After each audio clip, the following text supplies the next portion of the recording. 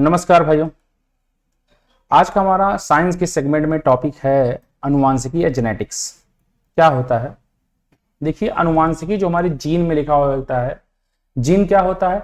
DNA की जो पैमाने की इकाई होती है उसे हम जीन कहते हैं। ठीक है, जैसे हमारा ये सपोज डेट आपका ये सेल है, सेल के अंदर आपको ये बाहर वाली जो परत होती है उसको हम कहते हैं सेल मेम्ब्रेन। ठीक है, ठीक है। उसके बाद अंदर वाले में एक केंद्रक होता है। केंद्रक में जो एक डबल हेलिकल स्ट्रक्चर होता है, ठीक है, जिसमें हमारे सभी कोड वगैरह लिखे होते हैं। हम क्या कैसे होंगे, हमारा किस उम्र में बाल रखेगा, कैसे हमारा सुंदरता होगी, कैसे हम जो है दिखेंगे, ये सारी चीज़ें जीन में लिखी होती है, डीएनए में लिखी होती है। तो डीएनए की क्रियात्मक इकाई क्या है? जीन है। ठीक है, इतना आप जानते रहिए। और इस जीन के बारे में अध्ययन करने को हम क्या कहते हैं? जेनेटिक्स कहते हैं। ठीक है।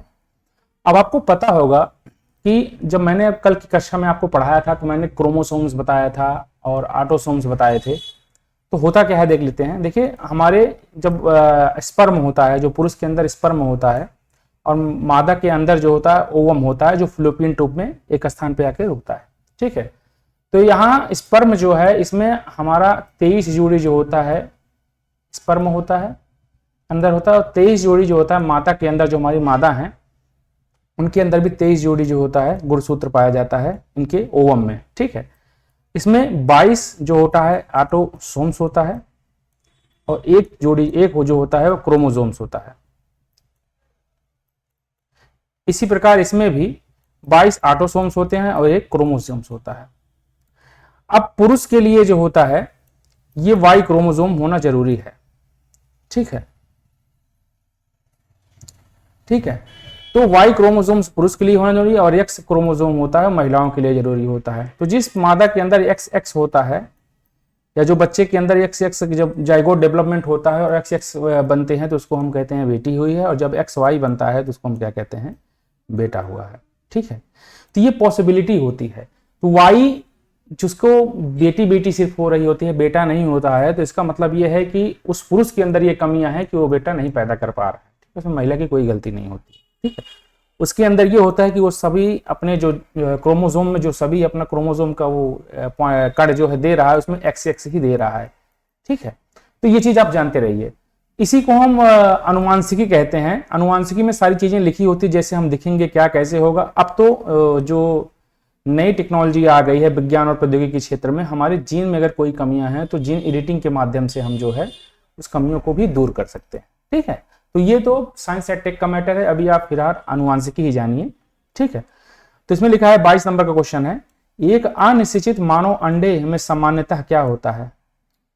मतलब जिसमें निषेचन न हो, एक्स क्रोमोसोम, वाई क्रोमोसोम्स, या एक्स और वाई दोनों क्रोमोसोम, या दोनों में से एक। तो यहां पर होगा एक्स क्रोमोसोम।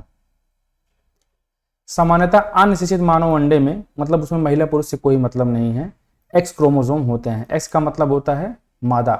इसका मतलब कि धरती जो है, पहले धरती पर कौन आया? विज्ञान कहता है कि मादा आई हुई है। ठीक है, मानव में 23 जोड़े गुणसूत्र होते हैं। 23 का मतलब 46 गुणसूत्र होते हैं। ठीक है, 23 जोड़े गुणसूत्र होते हैं, पाए जाते हैं, जिनमें 22 जोड़े समान अलिंगी गुणसूत्र ऑटोसोम्स होते हैं, मतलब समान प्रकार के होते हैं। 22 जोड़ी ऐसे होंगे, इसमें 23 जोड़ी होते हैं। ठीक है, इसमें 22 जोड़ी जो होंगे वो एक समान होंगे, मतलब उसमें कोई अंतर नहीं होगा, एक जो होगा वो अंतर होगा। ठीक है, और इसे जिन्हें ऑटोसोम्स कहते हैं। 23वां जोड़ा जो होता है या असमान लिंगी गुणसूत्र या हेट्रोसोम्स होता है, जिसे हम हेट्रोसोम्स कहते हैं। मानव में लिंग निर्धारण के लिए हेट्रोसोम्स उत्तरदायी होते हैं। इन्हें हम क्रोमोसोम जो कह रहे थे, बेसिकली वो क्रोमोसोम जो है दो भागों में बटा है, एक होता है ऑटोसोम्स और हेट्रोसोम्स। हेट्रोसोम्स जो होता है वो लिंग के निर्धारण के लिए उत्तरदायित्व होता है। ठीक है, नर के लिए एक्स वाई तथा मादा के लिए एक्स एक्स होता है।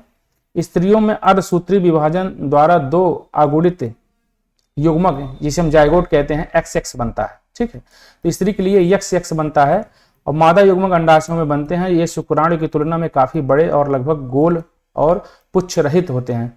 देखिए, स्पर्म जो होता है इसमें पुच्छ होता है, लेकिन मादा वाले में पुच्छ नहीं होता है। ठीक है, तथा अचल होते हैं और ओवम एक जगह रहता है, जबकि ये शुक्राणु जो है चलते रहते हैं। जबकि पुरुषों में समसूत्री विभाजन होता है। अब यहाँ पर देख लीजिए, तो यहाँ पर माता का जो होता है, स्त्रियों का जो होता है वो क्या होता है, वो अर्धसूत्री विभाजन होता है, जबकि पुरुषों में समसूत्री विभाजन होता है और इनके युग्मनज में शुक्राणु एक्स और वाई बनते हैं। तो पुरुषों में एक्स वाई दोनों बनते हैं, जबकि माता में सिर्फ एक्स एक्स बनते हैं। तो ये आप चीज जानते रहिएगा। ठीक है, आगे बढ़ते हैं। 23 नंबर देखते हैं। हंसिया कोशिका या रक्त अल्पता या सिकिल सेल एनीमिया किसके कारण होता है? ठीक है, तो फॉलिक अम्ल की कमी कारण, हेमोग्लोबिन के असमान स्तरों के कारण, ये सही है। लौह की कमी के कारण ये भी नहीं होगा, और लाल रुधिर कणिकाओं की उत्पत्ति आरबीसी की कमी के कारण ये भी नहीं होगा। तो लोअर एग्जाम 1/9/2019 में 1/10/2019 में पूछा गया था शिफ्ट 1 में। सिकल सेल एनीमिया एक अनुवांशिकी रक्त विकार है जिसमें रोग रक्त कोशिकाओं में समान हेमोग्लोबिन के स्थान पर असमान हेमोग्लोबिन HbS होने के कारण लाल रक्त कोशिकाएं ऑक्सीजन के अभाव में हंसिया के आकार की होती हैं। सिकल सेल एनीमिया में माता व पिता में से कोई एक बीमारी का वाहक होता है। ठीक है, चाहे वो माता होगी या पिता होगी, वो बीमारी का वाहक होगा। ठीक है, तो हंसिया के आकार का जो आरबीसी का आकार हो जाए तो क्या होता है, सिकल सेल एनीमिया होता है। इसमें माता या अनुवांशिक बीमारी है और इसका जो होता है माता पिता एक व्यक्ति जो होता है उसका वाहक होता है। आगे बढ़ते हैं। 24 नंबर क्वेश्चन देखते हैं। 2 या 2 से अधिक लोकाय या एलीलों के बीच अंततः क्रिया को किस प्रकार जाना जाता है? अब लोकाय और एलीलो क्या है? ये जो है देखिए इंग्लिश हिंदी शब्द है, इसको तो हमको नहीं पता है यार, सही बता दूं तो इसमें हम देखते हैं इसका एलेब्रेशन क्या है। तो एपिटॉसिस वह घटना होती है, एपिटॉसिस उसको कहते हैं, जिसमें एक जीन के प्रभाव को एक या कई अन्य जीनों के द्वारा संशोधित किया जाता है, जिन्हें कभी कभी संशोधक जीन भी कहा जाता है। इसमें जीन का लक्षण प्रारूप अभिव्यक्त होता है, एपिटॉसिस कहा जाता है, जबकि जीन जोन के लक्षण प्रारूप अभिव्यक्ति नहीं होते हैं उसे हाइपोटासिस कहा जाता है। एपिटाइसिस 2 या 2 से अधिक लोकाय एलीलों के अंतःबीज क्रिया करते हैं। छोड़िए इस प्रश्न को। ठीक है, 25 नंबर क्वेश्चन। निम्नलिखित में से कौन सा रोग पशुओं की तुलना में महिलाओं में बहुत कम होता है? निम्नलिखित में से कौन सा रोग निम्नलिखित में से कौन सा रोग पुरुषों की तुलना में महिलाओं में बहुत कम होता है?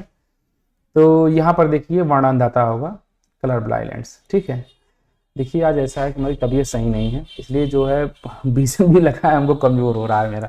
ठीक है, तो कोई नहीं, सुधार कर रहा हूँ यार अपने अंदर, हंसी मजाक टाल दीजिएगा।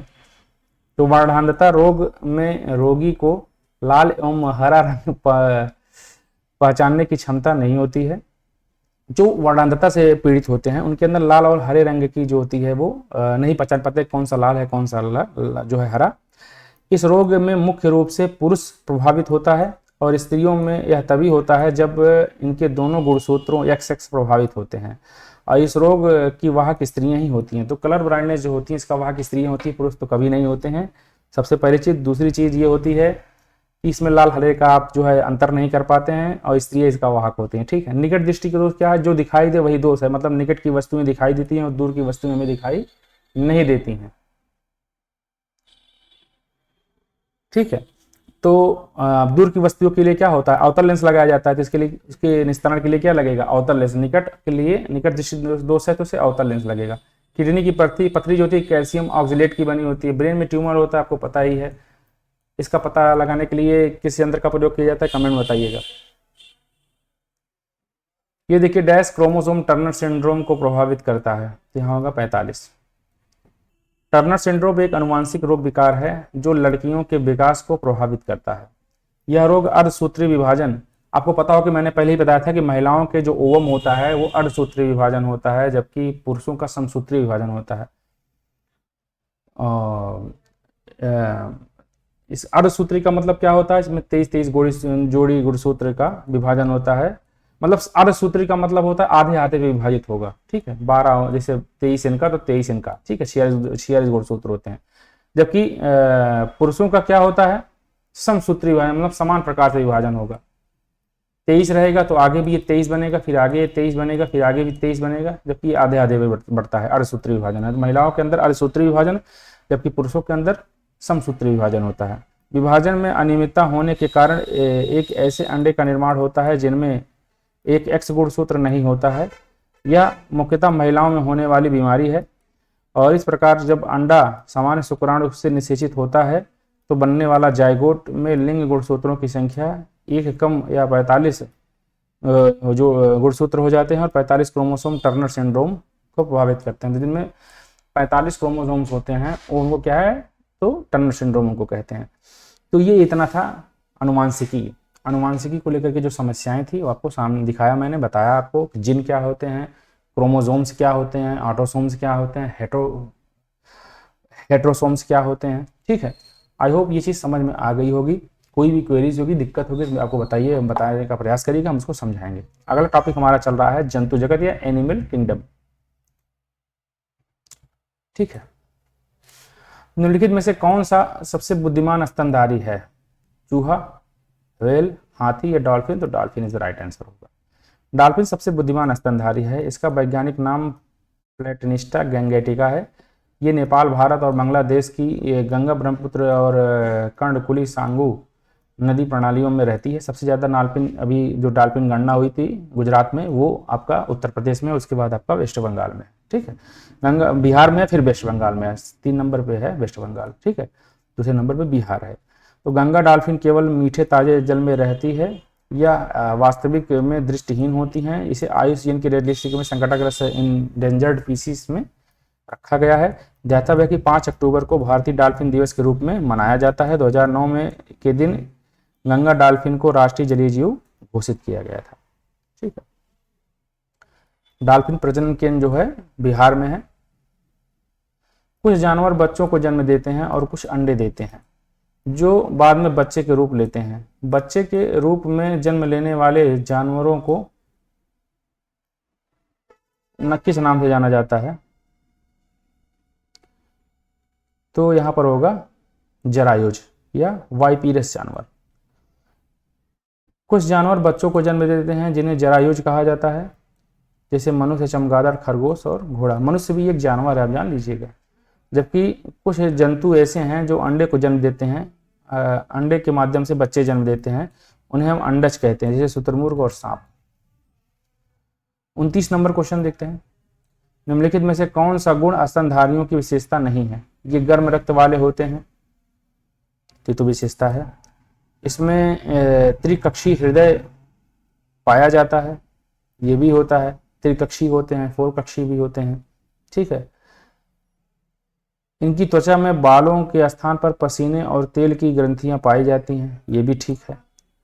अब ये क्या है? अधिकांश स्तनधारी जीवित शिशु पैदा करते हैं, तो ये तो गलत बात है। कुछ स्तनधारी ऐसे जो अंडे भी पैदा करते हैं, तो ये गलत है। केन सुपरवाइजर गणना पर्यवेक्षक के लिए था। ये स्तनधारी जीवों की प्रमुख विशेषता निम्न है। इनमें विकसित स्तन ग्रंथियां पाई जाती हैं तथा पूर्ण विकसित शिशुओं को जन्म देती हैं। ये गर्म रक्त वाले जीव होते हैं। इसमें हृदय की 4 कोष्ठी विभाजित होते हैं। श्वसन फेफड़ों द्वारा होता है, इनकी त्वचा में बालों के साथ श्वेत ग्रंथियां और तेल ग्रंथियां भी पाई जाती हैं। ठीक है, तो यहां पर ये होगा जो, यही बी वाला जो है सही होगा, बाकी ये सब बी वाला जो होगा गलत होगा, बाकी सब सही है। ठीक है, ठीक है, तो इसमें त्रिकक्षी नहीं 4 कक्षी पाए जाते हैं। 30 नंबर क्वेश्चन देखते हैं। नीचे दिए गए विकल्पों में से वर्ग इंसेप्टा या कीट या इंसेक्ट्स जिसे कहते हैं के संदर्भ में गलत कथन क्या है? इनमें 3 जोड़ी पैर पाए जाते हैं, मतलब 6 पैर पाए जाते हैं। इनके पैर आपस में जुड़े होते हैं।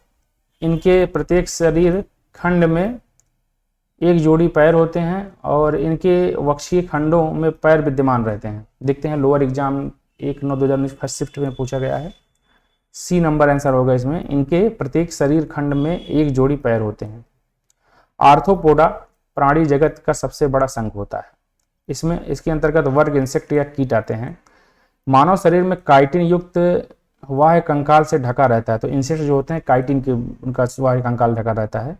इनमें 3 जोड़ी पैर आपस में जोड़े रहते हैं और इनमें वक्षीय खंडों में विद्यमान रहते हैं, मतलब 2 पैर एक दूसरे से जुड़े रहेंगे। ठीक है, रक्त परिसंचरण तंत्र खुला रहता है, मतलब यहाँ पर कोई नाड़ियों के माध्यम से नहीं होता है, सीधा खून इनके अंदर रहता ही है।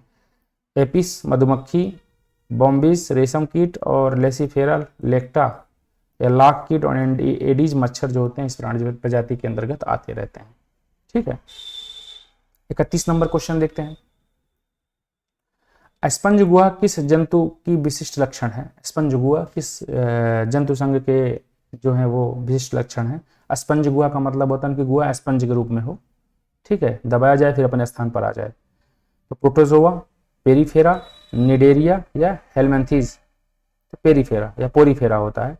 स्पंज गुहा पोरीफेरा जंतु का एक विशिष्ट लक्षण होता है। यह संघ के जंतुओं की सबसे बड़ी विशेषता है कि इनके शरीर की देह भित्ति में असंख्य सूक्ष्म अस्टियां या ओष्टियां नामक छिद्र होते हैं जो इनके लिए मुख्य गुहा का काम करते हैं, और इस संघ के जैविक क्रियाएं जल एवं अविरल धारा पर निर्भर करती हैं, क्योंकि स्थिर प्राणियों में जलधारा भोजन व ऑक्सीजन लाती हैं तथा उत्सर्जी पदार्थों एवं जनन उत्पादों को अपने साथ ले जाती हैं। बाहरी जल ऑस्टियो में होकर स्पंज गुहा में पहुंचता है और ऑस्कुलम द्वारा बाहर निकाल दिया जाता है। ऐसे एस्कॉन प्रकार के नाल तंत्र, इसे हम एस्कॉन प्रकार के नाल तंत्र कहते हैं। इसमें जल की धारा का परिपथ निम्नलिखित है, जैसे कि बाहरी जल ऑस्टिया, स्पंज गुहा, आराकुलम या बाहर। ठीक है, ये लोअर एग्जामिनेशन में पूछा गया था। हालांकि मैं इसको फिर हम देख करके आपको बताने का प्रयास करूंगा। अभी मैं इससे संतुष्ट नहीं हूं और ये मुझे पता भी नहीं था। ठीक है, तो मैं इसको आपको देख करके बताऊंगा। फिलहाल आप इसको देख लीजिए कि पोरीफेरा में स्पंज गुहा जंतु संघ पाए जाते हैं। स्पंज का मतलब होता है जैसे आप सोखता देखें उनको दबाते हैं फिर अपने आप छोड़ देते हैं। ठीक है, तो चलिए यहां पर देखिए 32 नंबर क्वेश्चन स्टार्ट करते हैं। कोई एक आ गया था, ये दिक्कत हो रही थी। निम्नलिखित में से कौन सा एक कूट पाट या फॉल्स फीट, मतलब कूट का मतलब होता है झूठा और पाट का मतलब होता है पैर, तो झूठा पैर है जिसमें अमीबा अपने भोजन को निगलता है। तो यहां होगा एक्सोपोडिया, स्यूडोपोडिया, स्यूडोपोडिया ये स्यूडोपोडिया। ठीक है, स्यूडोपोडिया, स्यूडो माने होता है परछाई युक्त, पोडिया का मतलब होता है पैर। तो अमीबा की खोज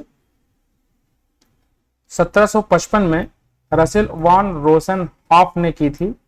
अमीबा प्रोटिस्टा जगत के अंतर्गत आता है। जीवित अमीबा की सतह पर इधर उधर जीव द्रव्य के छोटे छोटे उभार निरंतर बनते हैं और बिगड़ते रहते हैं। इनके शरीर की आकृति असममित एवं सदैव परिवर्तनशील होती है और शरीर के का कोई अस्थायी पृष्ठ या अधरतल तथा अग्र या पश्च छोर नहीं होता है, और इन उभारों को कूटपाद या स्यूडोपोडिया कहते हैं, क्योंकि इनका गमन इन्हीं के बनते हैं और बिगड़ते रहते हैं। ठीक है, इनका अन्य प्रमुख कार्य भोजन का निगलना होता है। ठीक, 33 नंबर देखते हैं। एक कीट रक्त शर्करा है, मतलब कीट के अंदर जो रक्त शर्करा होता है किस प्रकार का होता है? ग्लूकोज का नहीं होगा, मैनिटोल का ये भी नहीं होगा, यहाँ पर प्रोहालोज जो होगा इसका राइट आंसर होगा। प्रोहालोज एक डाइसेकेराइड शर्करा है जो मुख्यतः कीटों, शैवालों और खमीर कवक एवं पौधों में पाया जाता है।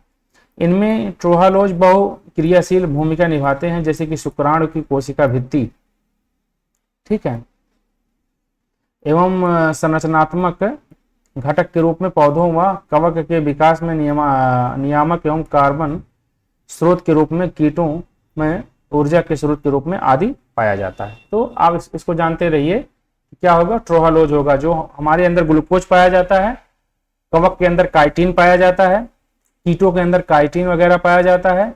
इसी प्रकार जो होता है यहाँ पर ट्रोहालोज जो होता है रक्त शर्करा पाया जाता है।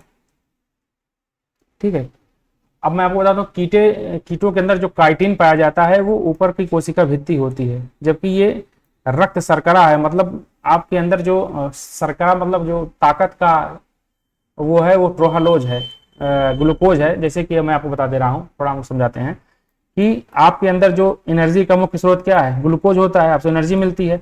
उसी प्रकार जो कीटों के अंदर जो एनर्जी का गुण होता है वो ट्रोहालोज होता है, ठीक है। जबकि कोशिका भित्ति हमारी जो होती है, हमारे अंदर तो कोशिका भित्ति होती नहीं है। कोशिका भित्ति किसके अंदर होती है, पौधों के अंदर होती है। कोशिका भित्ति सेल्यूलोज की बनी होती है, ठीक है। 34 नंबर क्वेश्चन देखते हैं, इनमें से कौन सा उड़ सकता है? हॉर्नबिल पक्षी उड़ता है, बाकी पेंगुइन नहीं उड़ता है, ऑस्ट्रिच भी नहीं उड़ता है और एमू भी नहीं उड़ता है। हॉर्नबिल एक क्षेत्रीय भाषा में धनेश कहा जाता है।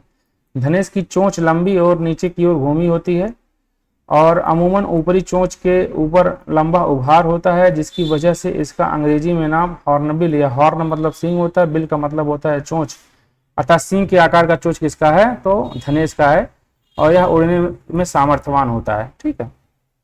35 नंबर क्वेश्चन देखते हैं, कौन सा जीवित पक्षी विश्व का सबसे छोटा अंडा देता है? विश्व का सबसे छोटा अंडा कौन सा जीवित पक्षी देता है? तो हॉर्नबिल देता है, हैमिंग बर्ड देता है, यही सही है। हैमिंग बर्ड विश्व का सबसे छोटा पक्षी तथा सबसे छोटा अंडा देने वाला पक्षी के रूप में जाना जाता है या चिली के वनों में पाया जाता है। 36 नंबर क्वेश्चन देखते हैं, रेगिस्तान का जहाज किस जानवर को ऊंट को कहा जाता है? चलिए 37 नंबर क्वेश्चन देखते हैं, निम्नलिखित में से कौन संसार का सबसे अधिक तीव्रता से काटता है? निम्न से कौन सा संसार में सबसे अधिक तीव्रता से काटता है, ऐसा कौन सा चीज है? तो अफ्रीकी बिच्छू, पनामा का दीमक, ऑस्ट्रेलियाई गिलहरी या भारतीय कोबरा? तो यहाँ होगा पनामा का दीमक। पनामा का दीमक ये संसार में सबसे अधिक तीव्रता से काटता है। 38 नंबर, निम्नलिखित में पशुओं में से कौन सा पशु स्तनपायी प्राणी समूह का नहीं है? तो कंगारू और यहाँ पर देखिए ये श्यूकोलिडिया, हिप्पोपोटामस या व्हेल? तो